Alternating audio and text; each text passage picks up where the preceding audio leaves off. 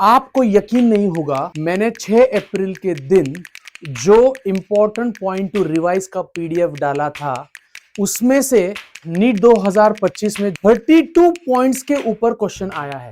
ये देखो, physics NCERT topic wise important points का पीडीएफ, इसको मैं ओपन कर रहा हूं। हेलो बच्चों, नीट 2025 में जो हुआ वो हम सबने देखा, बट आपको यकीन नहीं होगा, मैंने 6 अप्रैल के दिन जो इंपॉर्टेंट पॉइंट टू रिवाइज का पीडीएफ डाला था, उसमें से 32 पॉइंट्स के ऊपर क्वेश्चन आया है।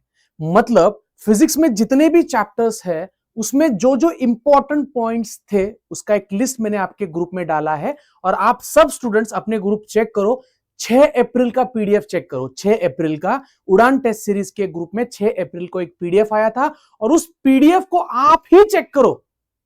ठीक है, आप ही चेक करो कि मैंने हर चैप्टर वाइज क्या क्या पॉइंट्स निकाल के दिए थे और उसके ऊपर क्वेश्चंस आए क्या। तो इस वीडियो से मैं ये नहीं बताना चाहता कि मैं पेपर गेस कर रहा था, ये नहीं बताना चाहता कि मुझे पेपर पता था। मैं ये बताना चाहता हूं कि टीचर लोगों को 15 साल का जो एक्सपीरियंस होता है, वो ये गेस कर सकता है कि क्या क्या इंपॉर्टेंट है। तो एटलीस्ट जो बच्चे अगले साल रिपीट करने वाले, जो अभी 12वीं में है, एटलीस्ट वो टीचर्स के बातों को इंपॉर्टेंटली और सीरियसली लेना शुरू कर दे।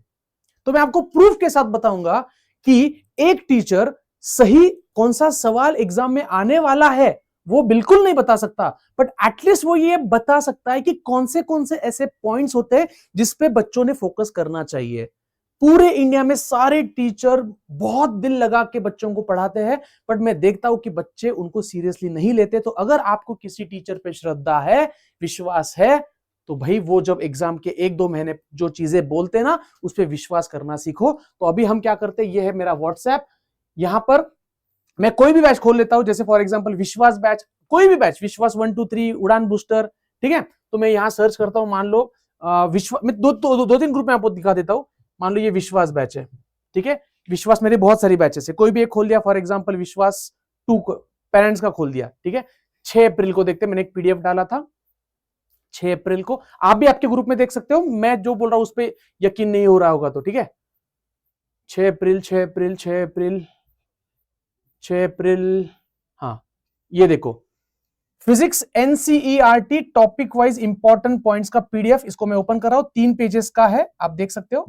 ये ओपन हो गया, तो ये वो पीडीएफ है, ठीक है, जिसमें यहां लिखा है चैप्टर, यहां लिखा है सब टॉपिक, और यहां लिखा है कि उस सब टॉपिक में से इंपॉर्टेंट क्या है जो आपको करना है। ये पीडीएफ का लिंक जो मैंने ग्रुप में डाल दिया है, और जो स्टूडेंट्स आकार के हैं वो ग्रुप चेक कर लो ना भाई, मैसेज डिलीट तो नहीं होगा। या अभी तो मैं मतलब भूतकाल में जाके तो पीडीएफ अभी डाल नहीं सकता, 6 अप्रैल का पीडीएफ देख लो, ठीक है। ओके, तो अभी देखते हैं, एक एक क्वेश्चन, यहां मेरे पास पेपर है और यहां उसके क्वेश्चन से हम देख लेते हैं कि सही में कितने पॉइंट्स के ऊपर सवाल आए हैं, ठीक है। ओके, चलो सबसे पहला क्वेश्चन, तो ये कैपेसिटर वाला, ठीक है, कैपेसिटर पॉइंट तो डाला था, बट ये डिस्प्लेसमेंट करंट वाला कॉन्सेप्ट है, ये मैंने नहीं बोला था, क्वेश्चन आ गया। यहां डायपोल है, तो यहां पर मैंने ना, अब मेरे को हर एक चीज ढूंढनी पड़ेगी, तो आपको थोड़ा सा वीडियो देखना पड़ेगा। ये इसलिए देखना है, और ये किसने देखना है, जो अभी नीट प्रिपेयर कर रहे हैं अगले साल के लिए, उनको ये देखना है, क्योंकि यही तो पॉइंट्स है जो अगले साल भी वापस आने वाले हैं, ठीक है। चलो, तो यहां पर डायपोल का पॉइंट मेंशन किया है, देखते हैं डायपोल। तो एक minute, dipole dipole dipole dipole dipole, chapter number electrostatics में जाता है ना वो, इधर देखो डायपोल मोमेंट, ठीक है। मैंने बोला था डायपोल करके जाओ। फिर यहां न्यूटन्स फ्रिक्शन के ऊपर 2 क्वेश्चन आए हैं। यह है न्यूटन सेकंड लॉ पे क्वेश्चन था, इंपल्स वाला, आप देख सकते हो, यहां लिखा है न्यूटन सेकंड लॉ करके जाओ। फिर यहां पोलराइजेशन पे क्वेश्चन आया है, तो इधर देखो नीचे मैंने आपको लिख के दिया है, यहां पर पोलराइजेशन, पोलराइजेशन नीचे जाता है, ये यहां पर देखो क्या लिखा है, पोलराइजेशन। फिर उसके बाद यहां स्टेडी स्टेट लिखा है, ये स्टेडी स्टेट पे क्वेश्चन आया था, तो आप देख सकते हो, यहां मैंने लिख के दिया है आपको कि स्टेडी स्टेट करके जाओ। स्टेडी स्टेट कहां है, ये देखो स्टेडी स्टेट। मतलब सब टॉपिक्स इतने, बट मैंने बोला था ये करके जाओ, स्टेडी स्टेट, ये पॉइंट एक बार रिवाइज करके जाओ। फिर आगे बढ़ते हैं, या फिर मैंने सेल्फ इंडक्शन, लिखा था, आप देख सकते हो नीचे अगर आप जाते हो सेल्फ इंडक्शन वाला पॉइंट, इधर देखो सेकंड नंबर पे लिखा था सेल्फ इंडक्शन म्यूचुअल इंडक्शन करके जाओ। उसके बाद नीचे लिखा है बोर्स पोस्टुलेट पे क्वेश्चन आया था, एक नहीं दो क्वेश्चन आए थे, तो आप देख सकते हो बोर्स का क्वेश्चन यहाँ बोर थ्योरी लिख के रखा है, देखो पहले पॉइंट बोर्स पोस्टुलेट करके जाओ। फिर उसके बाद कुछ पॉइंट्स जो मैंने बोले नहीं थे, फिर फ्रिक्शन मैंने बोला था, यहां पर देखो न्यूटन्स लॉ में अगर आप पढ़ाई करते हो तो फ्रिक्शन की पढ़ाई करके जाओ। इधर देखो आप देख सकते हो फ्रिक्शन पहले पॉइंट पे लिखा है, फ्रिक्शन पे क्वेश्चन आ सकता है, फ्रिक्शन के ऊपर दो क्वेश्चन आ गए। फिर मैंने बोला था ऑप्टिक्स में मैग्निफिकेशन, इधर देखो आप नीचे जाओ, ये पीडीएफ आप देख सकते हो, ठीक है।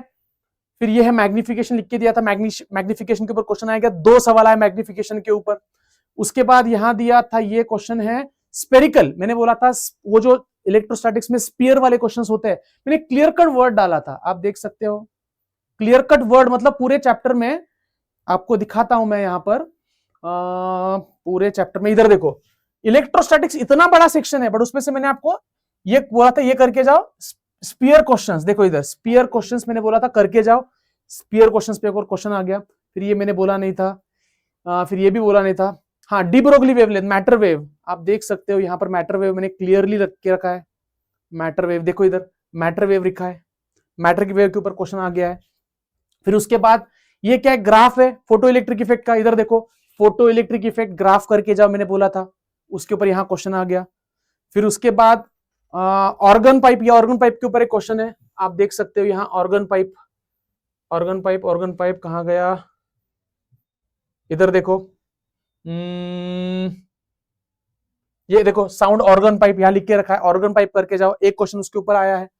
फिर आगे मैं ये बिल्कुल नहीं बोल रहा हूं कि मैंने क्वेश्चन गेस किया था, मैं बोल रहा हूं टॉपिक्स, टॉपिक्स कौन से इंपॉर्टेंट है ये मैंने आपको बताने की कोशिश की थी, और ये शायद कोइंसिडेंस है कि वो 32 टॉपिक्स रिपीट हुए, 32 क्वेश्चंस में आपको 25 भी आ जाते, 100 भी क्रॉस कर ले तो बहुत बड़ा स्कोर था बेटा, ठीक है।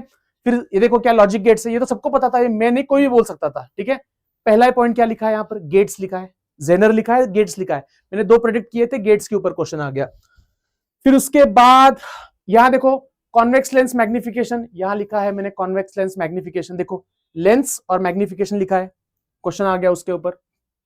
फिर उसके बाद ये डायमेंशन वाला क्वेश्चन है, ये डायमेंशन और उसके नीचे फिर, ठीक है पहले दिखा देता हूं डायमेंशन, तो इधर देखो सबसे पहला पॉइंट डायमेंशंस वो लिख के रखा था, ये भी कोई भी गेस कर सकता है कि डायमेंशन पे क्वेश्चन आने वाला है, ठीक है।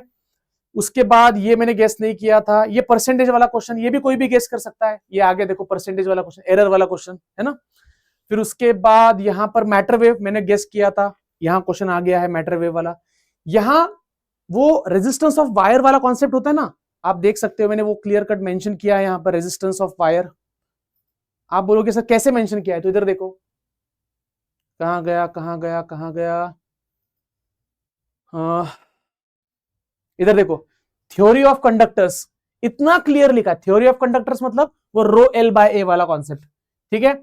उसके बाद यहां क्या है, ये है मोमेंट ऑफ इनर्शिया, आप देख सकते हो रोटेशन मोशन, ये भी कोई भी गेस कर सकता है, मोमेंट ऑफ इनर्शिया।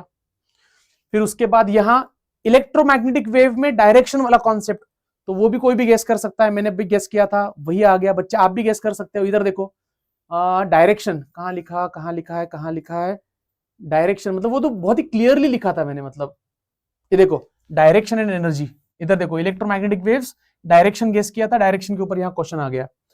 उसके बाद ब्रूस्टर्स लॉ मैंने लिख के रखा है, उसके ऊपर क्वेश्चन आ गया है। उसके बाद ये गेस नहीं किया, ये सिंपल केवीएल केसीएल मैंने बोला था, बट वो कोई भी गेस कर सकता है, उसके ऊपर ये क्वेश्चन आया है। फिर यहां पर आया है ये क्वेश्चन आया है वर्नियर कैलिपर पे, इंस्ट्रूमेंट्स पे, तो ये भी आप गेस कर सकते हो, मैंने भी गेस किया था, इंस्ट्रूमेंट्स लिख के दिया था मैंने, इंस्ट्रूमेंट्स करके जाओ, उसके ऊपर एक क्वेश्चन आया है, ठीक है। तो आप देख सकते हो अगर ये सारे क्वेश्चंस आप गिनते हो तो टोटल 32 क्वेश्चंस है, जो मैंने बच्चों को बोला था कि भाई ये फिजिक्स में हर चैप्टर में 8 से 10 प्रिंसिपल कॉन्सेप्ट्स होते हैं, 8 से 10, तो 30 चैप्टर अगर मिला लेते हैं हम, 30 चैप्टर में 10-10 भी पकड़ लेते, 300 पॉइंट्स है।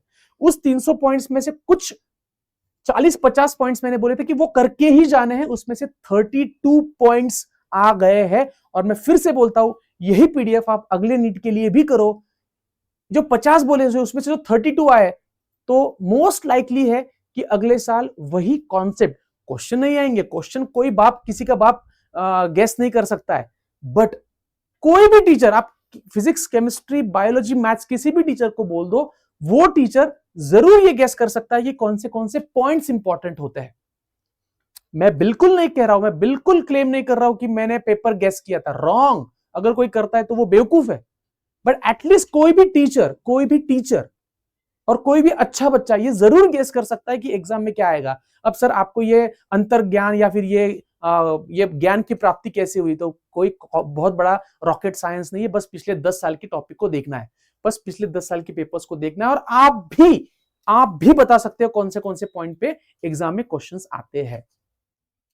तो बच्चों, जो विश्वास 1 2 3, उड़ान 1 2 3, बूस्टर टेस्ट सीरीज, उड़ान टेस्ट सीरीज के स्टूडेंट्स हैं, उनको यार जो बच्चों ने उसको फॉलो किया ना, उस पीडीएफ को, एक्चुअली मुझे एक स्टूडेंट से मैं आज बात कर रहा था, तब ये रियलाइज हुआ कि अरे यार ये सब ऑलरेडी डिस्कस किया है अपन, इसके ऊपर क्वेश्चन आएगा। और वो बात अलग है, पेपर की लेवल टफ थी, तो इसका ये नहीं मतलब निकाल रहा हूं मैं कि मैंने जो बोला उसके वजह से फिजिक्स में 150 मिल सकते थे, नहीं। फिजिक्स का पेपर टफ था, बायो का पेपर लेंथी था, बट मैं ये कह रहा हूं कम से कम 100 110 तो आ ही जा सकते थे। क्या लगता है आपको इस बात पे, जरूर कमेंट सेक्शन में लिखना। इसका पीडीएफ का लिंक, दोनों की पीडीएफ का लिंक मैं डिस्क्रिप्शन में डाल रहा हूं, वो एक बार देखो, उसका प्रिंट आउट निकाल के अपने रूम में रखो, अगर आप नीट 2026 के लिए प्रिपेयर कर रहे हो, ठीक है। और आपको क्या लगता है नीट के बारे में, क्या लगता है, पेपर सही था गलत था, जो भी आपके राय है, जो भी आपके व्यूज है, कमेंट सेक्शन में जरूर लिखना, क्योंकि वो पढ़ के ही मुझे समझ में आता है कि बच्चों के माइंड में क्या चल रहा है, ठीक है। तो ऐसे ही और इंफॉर्मेटिव वीडियोस के लिए चैनल को सब्सक्राइब करके रखो। See you soon, bye, take care.